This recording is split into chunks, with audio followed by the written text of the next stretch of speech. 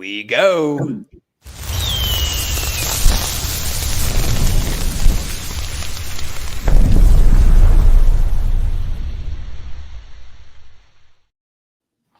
Woo! Let the explosion go, like I always say. And we are so pumped up today because it's ASA, Women in Leadership Scholarship winner. Who's in the house? Miss Crespi is in the house. What's up? What's up, Richard? How are you today? A little bit energized. Can you tell? Just a little bit. You know, I'm bringing that Miami vibe. You know what I mean? Since I'm not in Miami, I'm outside Pittsburgh. I got to bring some of that, You got flavor. to bring the sunshine here. It's raining here today. We're not used to that. Yeah. It's 85 and sunny here, so maybe you should come up north.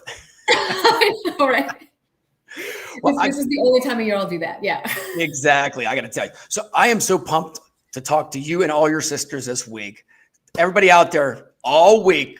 I think we got it Monday, Tuesday, Wednesday. We're going to be talking to all the scholarship winners, and you're the first one to kick it off. So I'm so pumped, So we're going to deep dive into this because talking off stage, you've never done a one-on-one. Nobody ever got to know who you really are, have they? Not really. Not in this sense. No. I know. And I heard a lot behind the stage here. So look out. No, I'm just joking, by the way. So let's just deep dive into, tell me a little bit about what led you into staffing, but let's talk about a little bit of the entertainment stuff you did leading up to this, because I'm very curious about that. Yeah. So I think that what's interesting, and you'll probably hear this, you've probably heard it a million times. You'll hear it over and over again. This industry kind of chose me. I didn't go out seeking to be in staffing. I'm like many other millennials, overeducated, have so many experiences working various different jobs just to, put myself through school and all of that. And in doing that, I gained a lot of experience and skill sets that I was able to transfer here. So you mentioned the entertainment thing. Yeah, my mom is in the entertainment industry, so I grew up around that. She's a singer. And so naturally, a lot of my friends were in the business as well. I grew up. Time out. Singer. Is she she got albums out and stuff? She has some albums. Yeah, they're mostly overseas. She's a blues singer. So give her a plug. Come on, give your mom a plug. I love that. I'll have to check it out. The Blues Diva. Yes, definitely check her out. She does her thing, and she definitely is one of those who has inspired me along the way. And then, when leading into staffing in the years prior, I had been doing various jobs. I worked a lot of part-time gigs, right? And I think that's what interested me about this opportunity when I had it. I was actually with one of my good friends. It was many years ago. I realized that the journey started, and we were recording a reality show for her talent management company, right? Nice. And she said, "Come in and help me, with this." Came up. That was actually during the time of Hurricane Sandy. It was many years ago, right? Mm-hmm. But during the time, the hurricane came, and we had to stop filming, right? So naturally, I had been helping her a little bit with the business during this time. I had been scouting kids' talent for TV shows, editorial print campaigns and so on for many big names that you would recognize. It was definitely a fun thing. So I got to ask you can you give me a quick story? There's got to be a comical story, when you're interviewing these kids. The kids say the funniest things, but the moms say the funniest things. And you know what? One of the moms, and we'll call her Susie for now, right? AKA Susie. Yeah, she was great. She was definitely a momager, right? We had to deal with those all the time. Mm-hmm. And it was, now I can relate it to staffing in that it's the quintessential, prepare yourself for what not to say and not to do in a job interview, right? But sometimes that's the one who goes out and gets it. So Susie had 3 kids that were part of the company. So at any given time, she would be taking them into auditions. Sometimes they need a specific kid for a specific role. So they're going to request something that her daughter might fit for. Yeah. She'll show up with all 3 of her kids. She told everyone she's a crasher and a booker, right? Ooh. So I guess she's a little bit of a shark, right? So I love it already. Yeah. So it kind of prepped us a little bit for what to experience here. scouting kids' talent is much like recruiting, right? You're looking for that certain skills, that certain thing that they have, that it factor. And it's the same thing that we look for in our talent. So it was a very natural move when I ended up moving into this industry, and I had to do the same thing, pick up the phone and do those cold calls. You know, sometimes convince a person that an opportunity is right for them, that they don't even know what's best for them, but I can see how all of the dots connect. I'm looking at their resume. I can see the story telling itself, and that was what really piqued my interest, helping others connect those dots, because so many of us are so lost along the way, I could imagine that. And what you did before this, actually, the talent, because everybody going in there, I'm sure the parents are like, my kid's the best, and I want them to get this role. And when they don't get the role, did you have to actually make the phone call? Were you the one that says you didn't make the cut? Sometimes it was me. Sometimes it was, other people in the company. But yeah, that's a phone call that you have to make sometimes. And it's not a phone call that many want to hear, So the good thing is having those types of conversations, as long as you're focusing on the reality of the situation and you're still looking for another opportunity for that individual, or, being real is going to get you closer to the finish line than just trying to pound at the whys, right? So, it was always beneficial if we had somebody in that industry that was willing to learn and accept it. But that was a funny one. Yeah. I bet you have story after story. You can go on and on. This could be like one Shark After Dark, and we could talk for an hour about behind the scenes on this. So what made you shift gears and go into staffing, what you're doing right now? What's funny? I think it was a mix of a couple of things.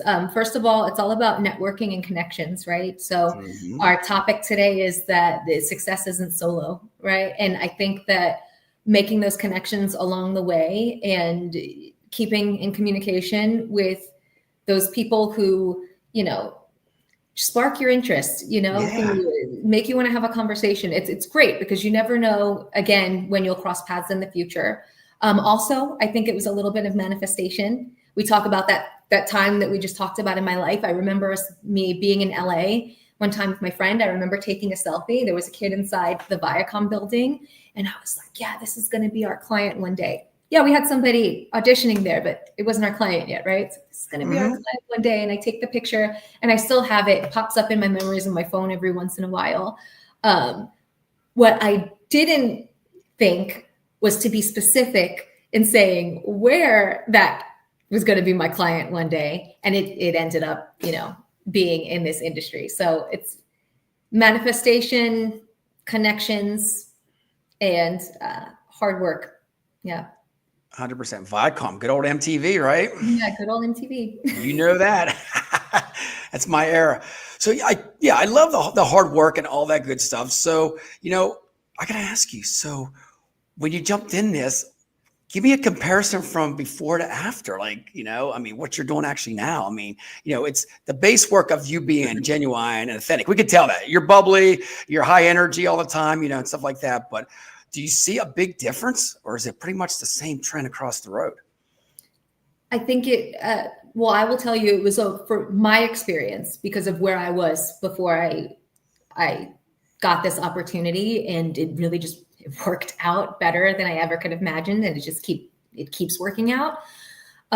It was a complete 180. I was so lost before I got into this industry, but I mentioned it before, and so many others are experiencing what I was experiencing at that time. It was drilled into me. You have to go to school. You have to do this. You have to do that. You have to make sure that you set up, this for your life. Sometimes, though, that means going to school part-time until you graduate. It took me almost 8 years to graduate college. Well, you know what? I gotta tell you right there. I'm just gonna say this. You know what? Different paths for different people. Yeah. I'm older than you, and I'm still trying to find out what I want to do in life. I think that I will say for Gen Zs and everything like that, maybe this is what we're going to come to, is like, just do it. If you want something, have a passion, go do it. You don't have to get stuff done in 4 years. You don't have to go to school. And I was doing it the whole time, but I was Wow. making sure that I had to, have a roof over my head and do that too.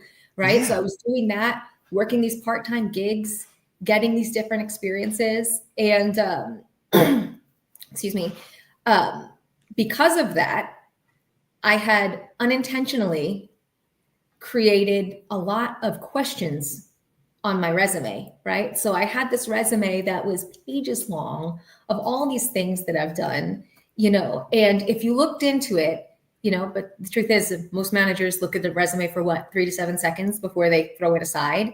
If you look at it and say, oh, why is this person job hopping? Why are they from here to there? But then if you look a little closer, you'll see, oh, she was working those 3 jobs simultaneously for 4 years, all at the same time while, doing this. And I don't think that is something that is taught to many managers, right? They're there to do whatever it is their profession is that they excel in, right? Mm-hmm. And that's why it became a passion for me. I graduated with a degree in journalism, so I have a way with how I write and how I put things together. So I realized this at a certain point. And when a friend called me and told me about the opportunity and said, hey, I think this is something that you would be really interested in. You love talking to people, you know a lot about a lot of different industries, check it out. I got creative and I started condensing things down on my resume, and I made it make sense, right? And it worked. Yeah. And then I got into the seat and I saw so many other people applying for jobs, and I was finally hearing what I wasn't hearing on the other end of the line when I was applying for the jobs that I really wanted. And I was getting to that third interview and then not getting the call back, or to that third interview and then saying, oh, it was tough. It was so tough between you and somebody else. And I just got into action mode. And if I got somebody on the phone and they were expressing that they wanted to make, a better way for themselves, and I could see this, put in the extra 5-10 minutes to work together and make it make sense. And that became when I was recruiting at the time, what I would say to the people on the phone, let's just make it make sense. And it worked. So 8 years later, here I am. Here you are. Okay. So how long was your resume? Was it like 8 pages long? It was long. It was about 3 pages long. Ooh, wow. Very different experiences, everything from, property management to luxury retail, to various marketing companies that I worked for, doing different types of marketing. And I would do experiential, and then I would, also work on campaigns. And it was just so much. And I would see these job descriptions and I'd say, I can do that. But it didn't make sense to the person on the other end, how it happened. So you just have to take a step back and see the bigger picture. I love what you said there. So explain this to me, because, everybody hates this word, rejection. I call it redirection. You're not getting rejected. But when you get these calls that you thought you had the job, 3 interviews, you're in the ballpark of getting, don't get me wrong. You think you got this, right? You're in the 3rd interview, you're thinking, what kind of feeling did you have? I just wonder. Just defeated and honestly scared. Our economy for years has been fluctuating so much, but the way that it does, it's so extreme now. It's not, just a couple of notches up and down. If we go into a recession or a change is being made, everybody feels it a little heavier than before. So, I felt just very defeated, but I've had a lot of very determined women around me my entire life. When I grew up in my home, there were 11 of us.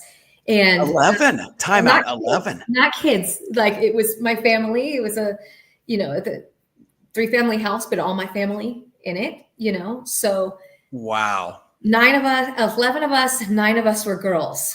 So that must. I couldn't even imagine. I don't even want to say. There was always excitement. Am I right? Can I say that? Always a little chaos here and there, maybe. Drama, but you know what? I also saw the raw emotions, right? Because women, most of us aren't shy about hiding our emotions, right? And I saw when a challenge happened, you fall down 10 times, you stand up 11, you have that resilience to just keep going, and that's very important. That's been my driver. So I can be defeated 100 times. I know that the next time is going to get better. Yeah. And you know what? And I'm so glad you said that, because there are so many people out there, especially job seekers now, they're getting defeated over and over again. You know that. I mean, it's, you apply for one job and there's like 12,000 people apply for the same job. So it's like, what's your odds? Might as well get a scratch off ticket, better off, So, I love how you said that, just keep going. Sooner or later, you're going to win. Yeah. You have to, it's math, right? The probability isn't 0. It's going to happen. And if there's a chance that it can happen, what can you do to influence that to happen? What can you do in your day-to-day to make that next step a little bit easier, And if you're always like preparing yourself and staying ready, I always tell everyone on my team, stay ready. We're team stay ready. We stay ready so we don't have to get ready, and hopefully it reaches some of the ears that it's landing on. I think so. And if anything, I hear it out loud and remind myself. Yeah. I love it. I look up every day and I was like, you know what? I'm never getting defeated. You go to bed at nighttime, I'm living. That's all good. So, okay. So then you get the call when did you get the call from Randstad? So this was crazy. I want to go through the whole process. Let's go back a little bit. And I don't know how the interview process was, but you can tell me a little bit, was it 3 interviews, 4? How did you just land this job?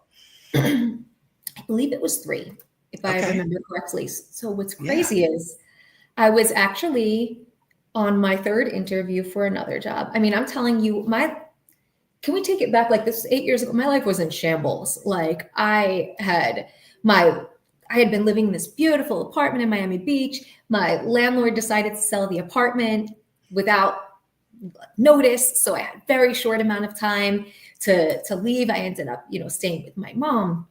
And who wants to be staying with their mom when you're, especially if you're in Miami, you're at Nikki Beach Mansion. I don't know if they're still around or not, but that's where I used to hang out, space.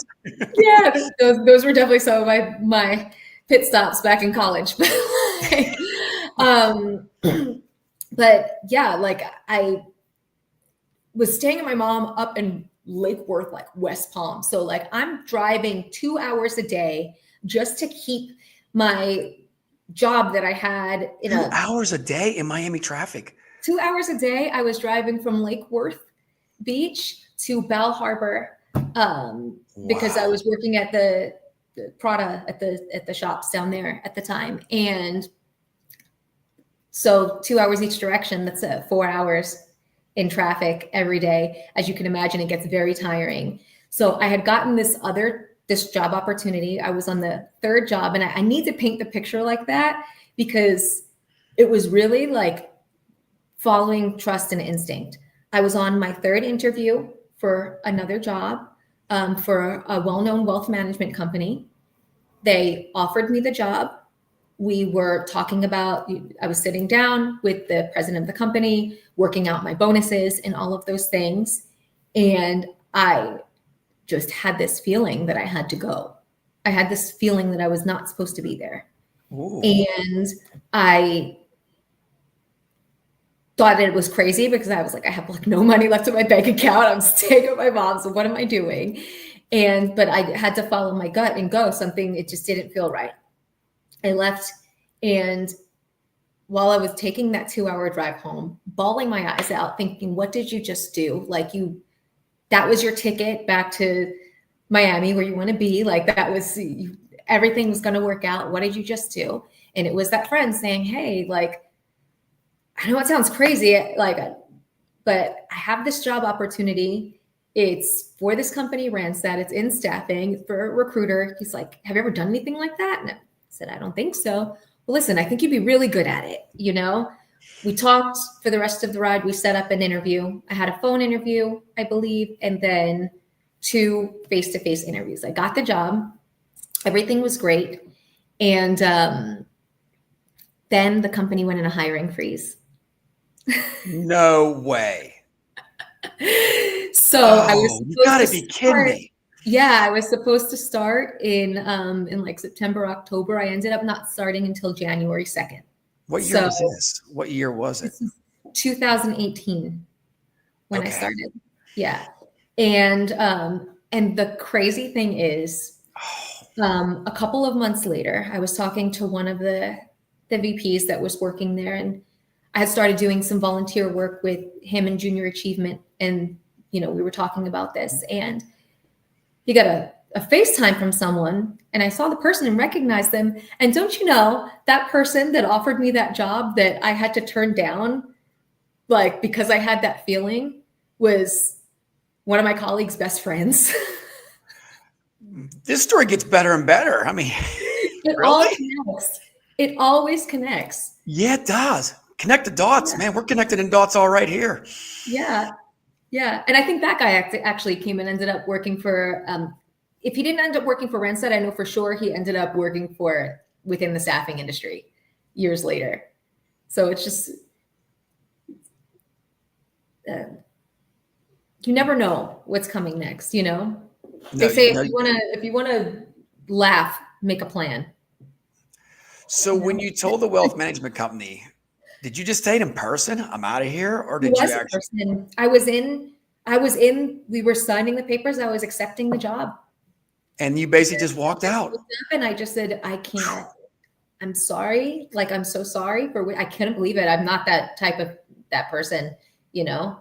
And if anything, I'm the type of person to like see how it all goes before I step back, and usually it will go well, but no, something just wasn't right. And I'm so glad that I made that move, because when I started working for Randstad, and honestly, just hearing the conversations that happen on the other end of the hiring, and then seeing how it's so much more than just helping people find a job. Sometimes, you know, you're helping somebody get their livelihood back, 100%. You know, like sometimes I'll never forget that first year. And we were working on, you know, at the end of the year, there's always those seasonal opportunities that come up. And I was filling a volume order and just banging out these fills, right? Just talking to people, moving on. I'm like, yeah, don't worry. They're worried they're not going to get this job. I'm like, don't worry. Like, you've got this. Yeah. We got this. And getting people, you know, to that next step. And I got a phone call one day, and it was 2 weeks into this lady working at one of our clients. And she called me and she just busted out in tears. And she said, you know, I'm going to be able to give my kids Christmas now. And it's those things. Yeah. And I'm the one who's always like choking up whenever we do have these interviews and stuff, but it's true, because we have the opportunity to really touch people, you know, and to have somebody that can help guide you along the way is so valuable and so important when it comes to your own self-motivation, just knowing that, you know, you have like a compass by your side. Like, do you remember years ago when we used to travel everywhere with Google Maps printed out, and you lose like one page and then you find yourself in like the middle of nowhere? Yeah, it blows out the window when the windows are down and the AC doesn't work. Yeah, I've done that before. Yeah, these days, like, where the hell am I at? Yeah, I can't even go out around the corner without Waze on my phone, and I know exactly where I'm going, you know? So it's that support and confidence that support that helps build the confidence to really do what you need to do. You know what I loved you said there, and I'm very touchy on that, is like, anybody I talk to, we're making a difference if we can't even find them a job. Do you know on the other, and I always say this all the time, is when they get on the phone, you don't know what their day's like. If you could bring sunshine, I mean, they could be like saying, they're a job seeker. They can say, you know what, I'm calling it a day and I'm done with life. I mean, so you don't know. So I always love what you said there is like, you got to treat everybody with respect. But when you make somebody's day, I'm going to lie, it's better than making my day. I mean, I'm very emotional too. As you see, if you meet me at Staffing World, you get a big hug. That's how I am, fist pump. I love life. And I love what you said there, because I think staffing's more than just finding somebody a job. We are like a social worker wrapped up in everything else, a ball of love for people, because, they need us as much as we need them, Yeah, for sure. And I've met some of the most entertaining people in this industry. Everyone's so different, and everyone comes from a different background. And I mean, mostly like career backgrounds, and you have so many different characters, and it's honestly, it's fun. It's fun to come to work. And even working from home, I still have my colleagues that we pop on our video chats and have a coffee chat a couple times a day and, make each other laugh. But when you have, when your driver is to do good, ultimately to do good for yourself and do good for others, I don't think that you can fail in that way. Not at all. And in this industry, I say that all the time. It's like, it sucks you in. It's addiction. You'll never leave it. Once you get in it, I swear, I don't see many people going to another industry. It's like, I'm in staffing for life when I found it. Yeah. Okay. So here's the big time is, so you're working with Randstad. When did you get into this leadership scholarship, and who nominated you? When did you, let's go there. I mean, because did you nominate yourself? I'm just joking, by the way. That would be something I would do. So, yeah, why not, right? Yeah, sometimes you got to be your own cheerleader, right? Yeah. So what's funny is I didn't even know that this scholarship existed until like a day or two before. What? Come on now. Seriously? I feel like, yeah, seriously. My colleague, Suzanne Bowen, SB, if you're watching this, hello. She is the one, we work alongside each other. And she has given me a lot of guidance throughout my career. She was in this industry back in the days when you were knocking, showing up uninvited and, knocking on the doors to get those clients, so she comes from that type of background with the real grit, and she motivates me every single day to move forward. So when she saw this opportunity come out, she forwarded me the email. She's like, look, I think you've got a day to apply. She's like, I really think you should. And I read through the application and I saw, talk about how you give back to the community and do this and that. And I said, gee, I think that maybe I have a shot. The least I can do is try. I've done I've done a lot of things with junior achievement, created a scholarship program at Randstad for high school students to work with us during the summers. Dear, you tried all your life in this whole story already. This is nothing. Yeah, exactly. So I got my phone out. I opened my voice notes app, and because there was no way I was going to sit like typing out answers to these questions with less than a day to get this done. And I just stayed up all night and I spoke my answers into the phone, and then I edited my response, in Word. And then I relentlessly emailed Diana to make sure that she received my application. Look at you. You are so proactive. I love that. Because I thought it didn't go through. It looked like it didn't send. Did she know who you were beforehand or no? Yeah, 100%. Okay. No. She didn't know who I was beforehand, but she definitely didn't forget afterwards. He's like, this girl, they probably put a star in it. This girl's persistent here. Yeah, like it was funny, but I needed it because after COVID, things changed so much. I told you my life had a 180 when I joined this industry. I found a purpose, or I rediscovered my purpose, because I think you can find purpose in many things, right? And I think that's the moral of the story, kind of. But I kind of lost my train of thought. All you can do is do your best, put your best foot forward, and be honest in your answers. And I think that's what stood out there. But I can honestly say that it was really meant to be, because at that time I had reached like a plateau in my career. Oh, yes, that's what I was saying. Because after COVID, we all kind of I was soaring, and then we just had to do what we had to do to survival. keep working. Yeah, to keep our jobs, to make sure that others don't lose their jobs. To when I get an order for 100 openings comes across my desk, and I know that there are people that are out there,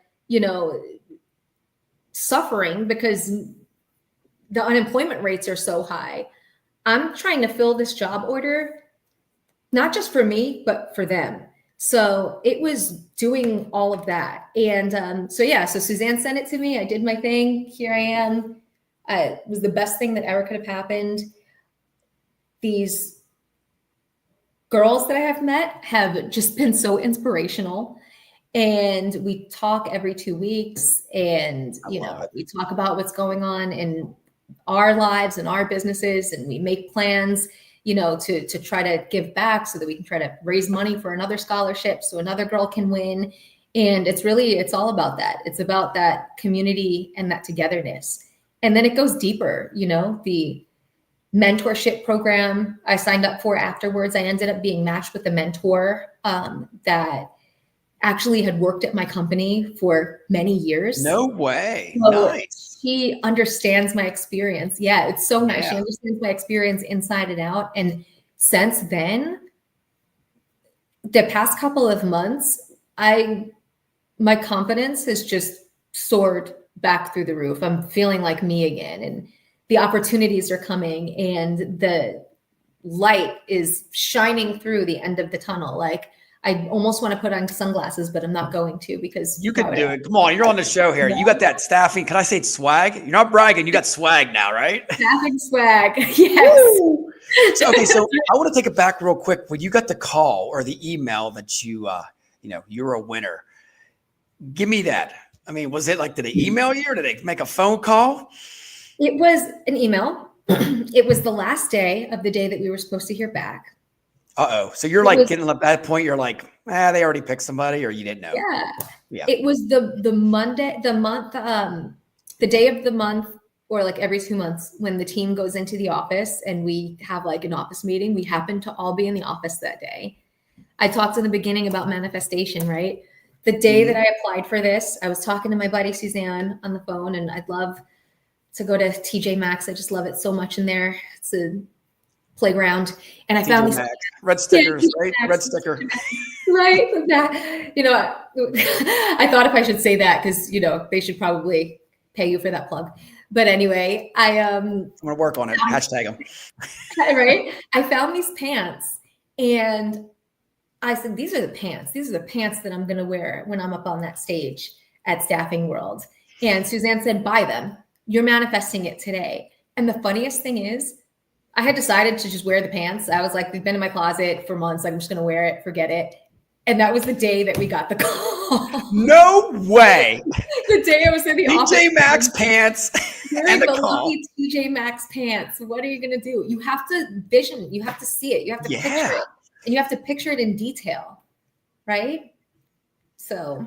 That is wild. Okay, so we can get a shout out of here. So then you meet all these sisters. So you get this big, look at them. There they are. Yes. So I got to say, okay, so you get the call or you get the email, and then you have your lucky pants on. Yeah. Yes. And you're probably like doing the staffing swag strut. You're like, yes, this happened to me. What was the next steps after they called you? I mean, give me your feeling. How did you feel after that? I mean, did you go out for a drink, a martini, or? I'm more of just a fitness girly, so I probably went to the spa for a run. But protein shake, right? Yeah. They sent out an email, and we all exchanged information. And in no time, we were like in a group chat, sending pictures of our pets, talking about, what we do, who we are, and meeting at Staffing World.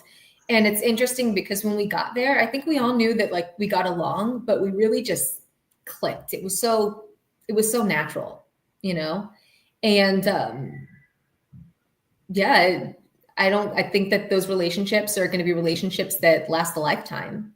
100%. Okay, so I got this for you. My girls. Look at that. Look at us. There they are. So is that TJ Maxx pants again or no? I probably, yes. I'm going to say that I actually found that suit the day before that I went. No, really, seriously, the day before. You're like me, going shopping for Staffing World like a day before. Yeah. Yep. And it was great. That was a funny moment on the stage. We were all afraid that we were going to drop the awards. So when you got up there and got your award, I mean, you have to do a little talk and all that stuff. Just give me the feeling, because, there's so many people that's hopefully applying for this year. And I wish everybody good luck on that. Just give me your feeling. I mean, you're with these girls now. You probably never met them in person until you finally got to Staffing World, right? Is that the first time? That was the first time. And you trust me, these girls are energetic. I get all the emails from y'all since we've been doing this, since we're going to do this week. And you guys are like, you got one saying, hey, did everybody get their headshots in and stuff like that? You got somebody taking the lead, somebody giggling, laughing. You guys are a bunch of fun. I'm glad I'm on the email stream now. It's making me happy, So what was your take on this when you got up on the stage and you're like, okay, I'm getting this award. Might have to give a little bit of a presentation. What were you thinking? It was very validating. I felt very proud of myself. And usually, like, I'm cheering others on, and I gave myself a moment to thank me, and that experience was so needed. It was so needed. And the high and the energy that you feel from being at Thrive and at Staffing World, it's so good. Look at the smile on all our faces. We were having so much fun. I'm upset I did not participate in that, because I was like, I don't know where I was at, but that you guys had so much fun without the shark. Not this year. I got to be in that picture. You know that, by the way.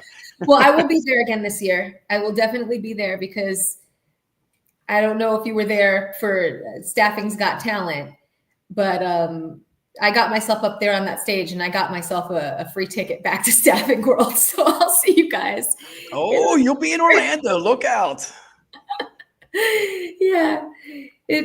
Honestly, the experience has been so fun and so validating in so many ways, not just like within the world of staffing, but as an individual, as a human, as a person, just trying to not just make it in life, but like make something good out of it. Yes, 100%. So what would you tell the girls out there that are thinking maybe to apply? I think it's over this year, but next year, whatever like that. Can you give them any advice if they're like on that fence? Should I fill this application out? Should I wait? I think they should fill it out. Fill it out. First and foremost, there are limitations to how many years you have been in the industry. So I believe that you have to be 7 years or less in staffing. Don't quote me on that. Look at the application requirements and guidelines. So don't miss out on the opportunity while it's here, right?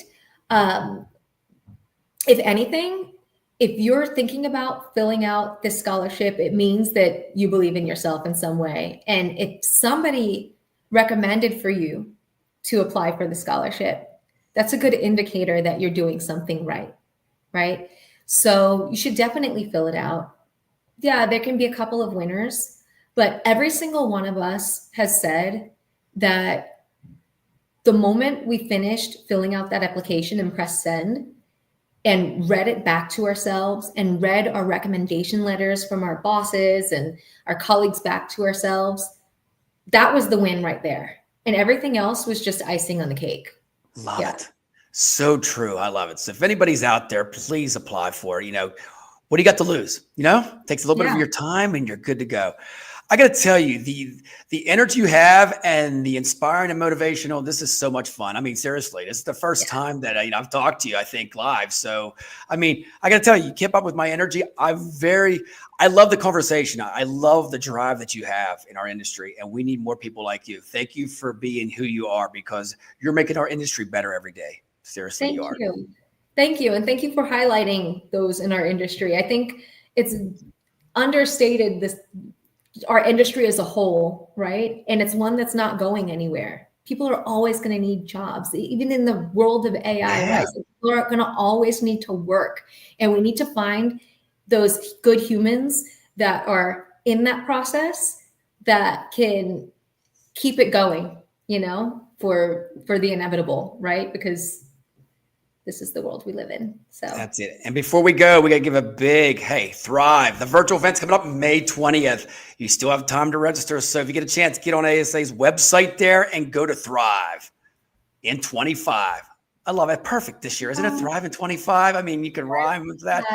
You know, it's awesome. And before we go, we got a couple comments here. So let's give these shout outs here. Look at this. Here you go. I was there. All true. John Deering, my colleague. Hi. Uh-oh, look who here it is. Sisterhood of Pants. Woo! Diana Mertz. Yes. And of course, one of your own. Brandy, my girls. Brandy, you're going to love her story. You're going to love speaking to all of the girls. They're so wonderful. These girls are awesome. You set the bar high. You were the first one. Boom. So tomorrow we got 3 lined up, and then we got more on Wednesday. But I got to tell you, so excited what you're doing in the industry. Have a safe travel to San Diego. And I definitely will see you at Staffing World. Thank you so much. I look forward to seeing you soon and look forward to seeing the rest of the ladies this week. Have a good one. Ladies, get ready. You're on deck next. Have a good one, guys. We'll see you tomorrow.